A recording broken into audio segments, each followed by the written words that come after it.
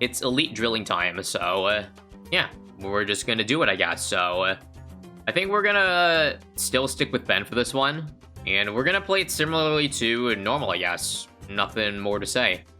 No special rules, just trying to beat it. So yeah, in this mode, well, of course, the boss will have more HP than normal, and the rock balloons too. So tier 1's gonna be interesting. I think I might just do, well, I don't know what the meta is, but I feel like Sticky Bomb and Attack Zone will just work. It's obviously a little bit more expensive than the usual boss defense, but if it works, it works.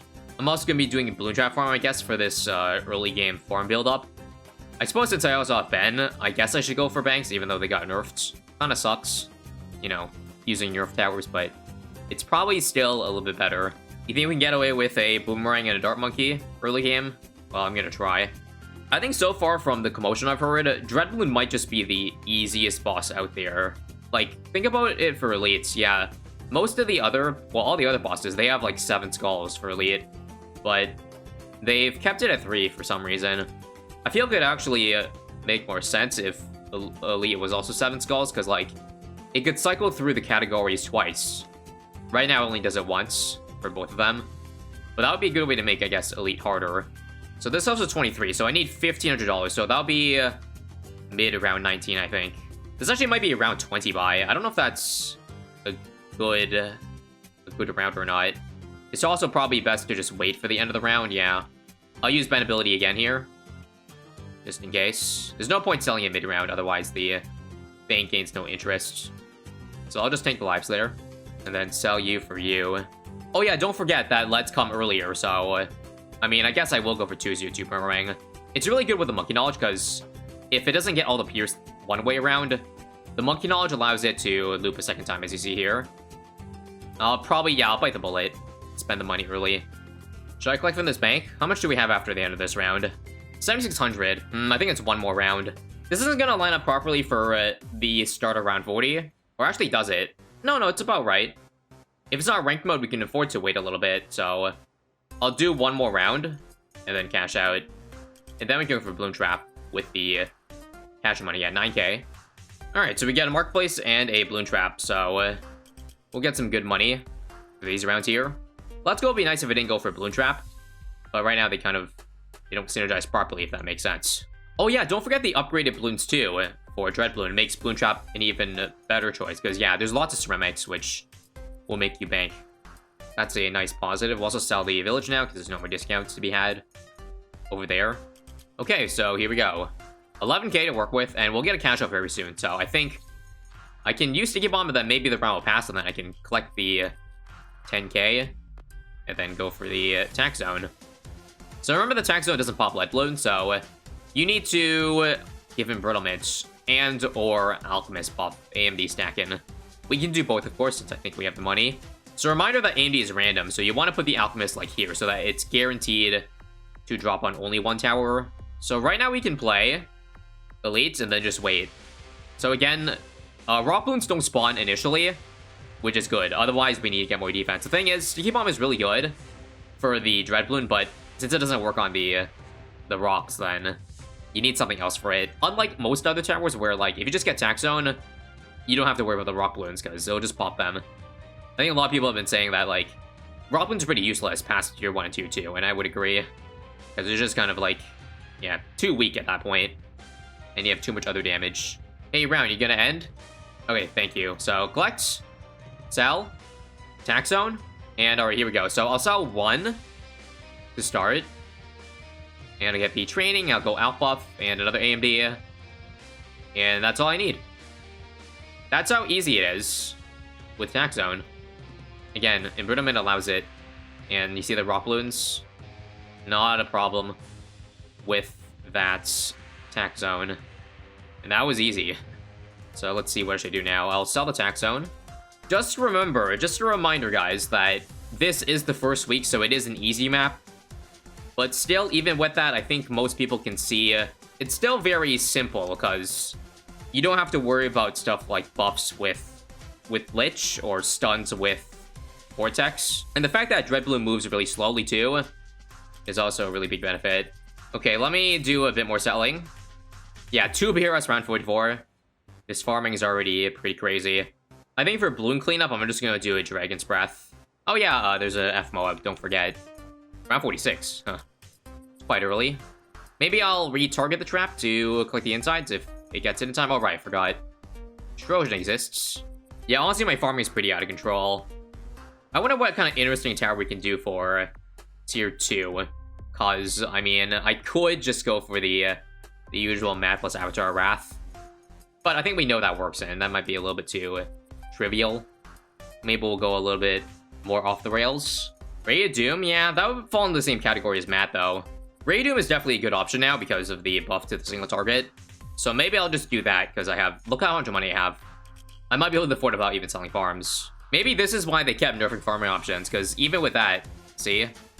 Many nerfs later, $64,000. So, if I'm going for Ray of Doom, I ought to get something else for, like, you know, when it's military phase.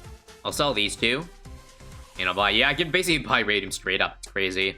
We could just go for the conventional way. So, we will go Tax Zone again, I guess. I've already gone one unconventional tower. Maybe two might be too cray.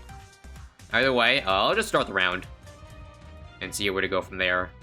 Definitely not as fast as other options like Mad could be, but you know it'll do the job. Like, the thing is, it doesn't really matter what you do over here because it doesn't even move at all. You can literally take your time popping this top layer here. So maybe they should buff the speed of when it's a rock layer, because I feel like that's way too slow. But that might just be me. This is so slow that I think I'll just go overclock to make things a little bit faster. And then Elf buff 2. And now it's immune to military, okay. I shouldn't have done that. I guess I'll overclock the overdrive now. I'll sell the overclock 2. There we go, attack zone. Oh, so why is it not popping? Apparently attack zone missed all the rock balloons. Do I survive this or do I lose? Oh, I'd lose, okay. The rock balloons don't have lead properties, by the way. It's just ceramic and mold, but it looks like the round started at a wrong time, so I might be dead here. Yeah, hang on, let me just redo this real quick. They do have high HP, but I thought Tax Zone would be able to take it down, but I might have bought it just like a hair too late. That's fine. Okay, there's Tax Zone. So rock balloon shouldn't be a problem because I bought it instantly, right? Okay, it turns out they're still getting pretty far. How about a second overdrive? Yeah, I'm surprised Tax Zone doesn't pop that. Let's see if I can clutch this up, maybe. Come on. 61 lives. Hey, we're kind of popping it. Barely. 31. There we go. Finally, we were able to hit the skull. Again, I know I made it harder than it should have been. Just get Avatar Wrath, and that does way better against Tax Zone, because you can actually target it. Now we just win from here because, yeah, both of these can damage it now. So we just wait, and then we sell both of them for the B Central. GG Tier 2. Alright. And there it is. B Central time. I guess because I can, I'm going to keep the Tax Zone. I think the farming game is looking fairly decent that we don't really need to optimize that hard. Yeah, we're definitely overkilling this. Do we really need to go for a Monkeypolis? I don't think we will. I think we'll spare some mercy on Dreadbloon for Elite Dreadbloon here.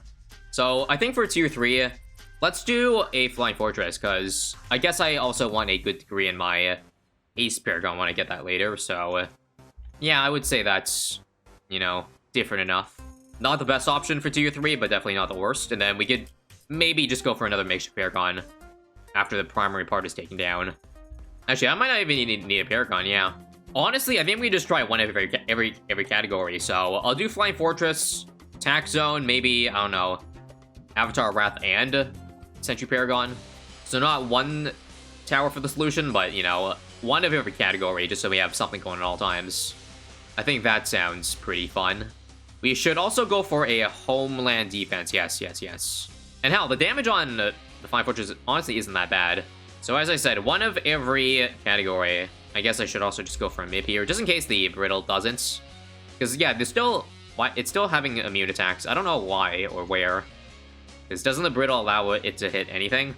Yeah, I feel like I have a MIP on anything. What's causing the immune, or sorry, the resist to come out? The resist is where you're hitting leads. The immune is if you're got primary attacks seeing it. For those wondering. Brittle can't hit Dreadbloon? Oh, wait, what? Why is it not doing any damage? Okay, now it is. Right. I see. So you can't even apply the, +5 if it's immune, right? Okay, that's interesting. I thought it was like you couldn't damage it, but I see. Yeah, you see now, there's no more resist coming up because we have the Brittle decategorizing all the properties. Alright, and we got through to military. Now onto magic community. Yeah, look at the damage of Flying Fortress. We've got 1.3 million pops just from buying it early. So we'll have a nice beefy Ace Paragon to just nuke Dreadbloon when the time comes. Yeah, look guys, I wasn't even playing very seriously, and Dreadbloon's almost dead. Also notice that it's around 91, and Dreadbloon is only a fourth of the way through the track, so I don't think anyone will ever die because Dreadbloon got the exit. I think people will die because the round hit, like, round 100 to the next Dreadbloon. So if that's any indication of how slow Dreadbloon is, I don't know what to say. That thing moves like molasses. Anyways, let's just build a true Sun God now. If you compare Vortex and Dreadbloon, Vortex would have made the exit by around 85 if he didn't do any damage to it. Meanwhile, Dreadbloon was just chilling in the entrance through the entire duration. Alright, let's build the temple. Alright, let's see if I did this right. Vengeful, please. And again, I need to give range to reach the plane, because I kind of messed up initially, so... Can I reach it? Can I reach it? Oh god, that's off. Let me just test. Nah, it's not even close. One thing I can do is give a support temple buff to the, you know, the true Sun God. Let me try that. So, Sun Temple. Range. Unlucky. Alright. That's important because I want to give, like, more damage on the Flying Fortress, so it gets a higher military rank. Obviously, I could still win without it, but yeah, I'm just gonna sell the entire thing. Alright, let's try again. This is a better spot. My range. Yep, that reaches. Awesome. And it's turned dark too. Even better, so let's quickly perm brew. And honestly, do you guys just think these two towers will work? This will obviously shred primary and military. Like, maybe you can just do this Paragon list. Well, aside from the Ace Paragon tier 5. At this point, we're just toying around with the Dreadbloon. Let's also make sure to give, what do you call it? Cripple MOAB. Esprit. Blue Storm, now that primary spots go away. Overclock, the true Sun God as well. Let's go for the other aces too, so we want the Sky Shredder. As expected with Vengeful, the bit rate dies, but that's normal. Magic immunity would definitely be slower, but that's a good thing, because it gets more pops on all of our aces, I guess. Again, Silver Linings. Forgot to get back Tax Zone. That also helps a lot, too. Look at that damage. Ooh, 30,000 per second. Yeah, this is gonna be easily beaten without any Paragons, but I guess the true Sun God, the Vengeful Sun God in itself is basically a Paragon in terms of levels of damage, so not too surprising at that. Alright, I'll make this over quickly so that the bitrate stops suffering. There. 8 rounds just to turn 1 bend. Dreadbloon OP. Geraldo would have been nice for higher degrees. Oh yeah, do you think Geraldo would be better for... I think he'd be better for the ranked run. Let's check the pops real quick. So 7 million, yeah, 8 million. And don't forget the other billion aces on the screen. This looks pretty good in terms of the degree. I think it'll be at least 60, without a doubt. Here we go. Unload. And 61, yep. Just barely edged it out. Nice. So, you know what? I'm just gonna play. This is a good, I guess, showcase to see just how important that Ace Paragon is, I guess. Like, you'll see once military immunity comes around, how slow it'll be. Don't worry, we got a car bomb coming really soon, so we can definitely make that really fast. So, come on. I almost got the entire skull layer, or the rock layer. Let's remove some clutter, as if that would really help, bitrate-wise, but, you know, why not? Yeah, there it is, 1 round to get to military, and that's really slow. Okay, I'll get some stuff to help out that. Not a Paragon. I guess I don't feel like it today. We'll just do a bunch of Sun Avatars. They're the best thing you can get, like, when you add a bunch of damage buffs together. I do realize getting more Sun Avatars, makes the screen a little bit more cluttered. But, you know, I guess you could just get rid of it once we actually finish military off. We have now enabled bright mode for BT6. Okay, just a couple more HP bars, and we can get rid of some of the light mode here. Alright, there we go. Let's just get rid of it. So again, set the ace pad right on top of it, and nuke the HP. Yeah, each car bomb, I think that did 2 million damage there. Not too shabby, so GG's, GG's. That was quite the breeze. 31 million pops for the Doom ship compared to 15 for the True Sun God. We know who the real Paragon is here. Again, even just considering the easy map and all that, feels like Dreadbloon needs a bit more of a buff in some sort of way.